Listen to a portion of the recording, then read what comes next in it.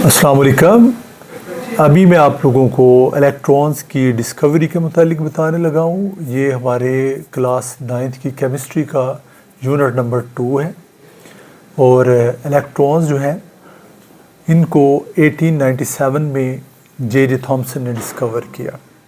क्या आप मुझे बता सकते हैं कि जे थॉमसन का पूरा नाम क्या था?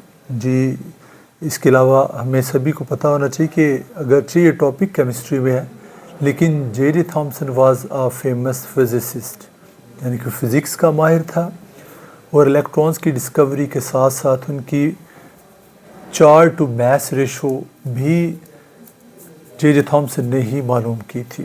इलेक्ट्रॉन्स का शुरू में जो नाम था वो कैथोड रेज था और उसकी वजह आपको पता होनी चाहिए क्योंकि डिस्चार्ज ट्यूब में जब वो पैदा किए गए तो वो कैथोड से निकलते थे, इस वजह से। लेकिन बाद में स्टोनी ने इनका नाम इलेक्ट्रॉन्स रखा। इलेक्ट्रॉन्स की अगर खसूसियात की बात करें तो इन पे नेगेटिव चार्ज होता है और 1836 इलेक्ट्रॉन्स मिलकर एक प्रोटॉन बनाते हैं। ये बड़ी ख़ास बात है, या दूसरे वर्ड्स में आप ये भी कह सकते हैं कि एक प्रोटॉन जो है वो इलेक्ट्रॉन से 1836 टाइम्स हैवियर होता है। बाद में एक्सपेरिमेंट से ये पता चला कि इलेक्ट्रॉन्स आर नॉट रेज, ये रेज नहीं है बल्कि बट दे आर पार्टिकल्स, ये ज़र्रात हैं।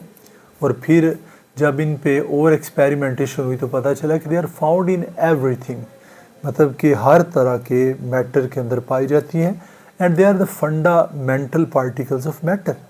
ये मैटर का, मादे का बुनियादी ज़र्रा है and all the matters whatever they are, either they are solids, liquids or gases, मादा चाहे सॉलिड शक्ल में है, माया में है या गैस की शक्ल में है, उसमें पाए जाने वाले इलेक्ट्रॉन्स की नेचर एक ही जैसी होती है।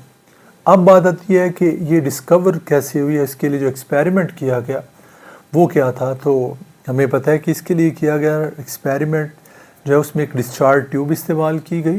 डिस्चार्ज ट्यूब बिल्कुल ऐसी है जिस तरह एक लाइट बल्ब है, बिजली वाला बल्ब है, क्योंकि ये ग्लास पे मुश्तमिल है, उसमें इलेक्ट्रोड्स होते हैं, एक ऑब्वियसली पॉजिटिव और एक नेगेटिव।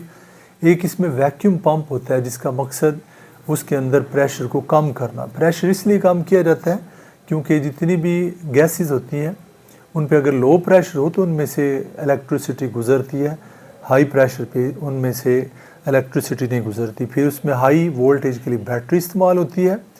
और इस सारे एक्सपेरिमेंट की सबसे स्पेशल बात ये थी कि इसमें लो प्रेशर रखा गया ताकि उस डिस्चार्ज ट्यूब से अच्छी तरह से करंट गुजरे। वोल्टेज जो था वो that was between 5 to 10,000 volts की, यानी कि वो बहुत ज़्यादा था, 5,000 से 10,000 वोल्ट्स के दरमियान। और जब ये कैथोड रेज पैदा हुई तो ये डिस्चार्ज ट्यूब में अपोजिट साइड पे उन्होंने एक फ्लोरेसेंस यानी कि चमक पैदा की और इससे ये भी कंक्लूजन निकलता है कि इनके ऊपर जो चार्ज है वो क्या है, नेगेटिव है। अब मैं इसकी जो डायग्राम है उसको डिस्कस करता हूँ।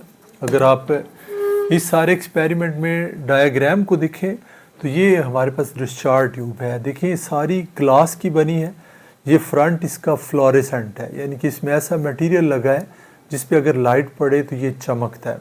यहाँ पे ये ग्रिड है जिससे जो फ्लैश है इसका इलेक्ट्रॉन्स का वो पैदा हुआ, लेकिन जब कि इसके इर्द गिर्द मैग्नेटिक और इलेक्ट्रिक फील्ड रखे गए तो उन रेज में स्प्लिटिंग पैदा हो गई।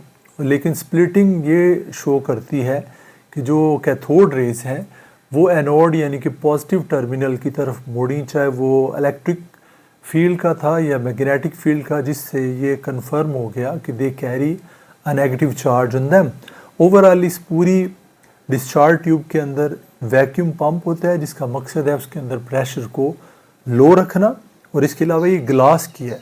ग्लास की इसलिए बनाई जाती है ताकि what is happening inside the tube can be seen easily, यानी कि अंदर जो कुछ हो रहा है, जो तब्दीलियाँ हो रही हैं उनको अच्छी तरह से ऑब्ज़र्व किया जा सके। और ये जो हाई वोल्टेज की बैटरी है जिसको इसके साथ कनेक्ट किया गया, और ये सारा एक्सपेरिमेंट जो है इसमें जब भी इन स्ट्रेट सफ़र करती रेज़ के इर्द गिर्द इलेक्ट्रिक या मैग्नेटिक फील्ड अप्लाई किए जाते थे तो वो हमेशा डिफ्लेक्ट हो जाती थी पॉजिटिव एंड की तरफ।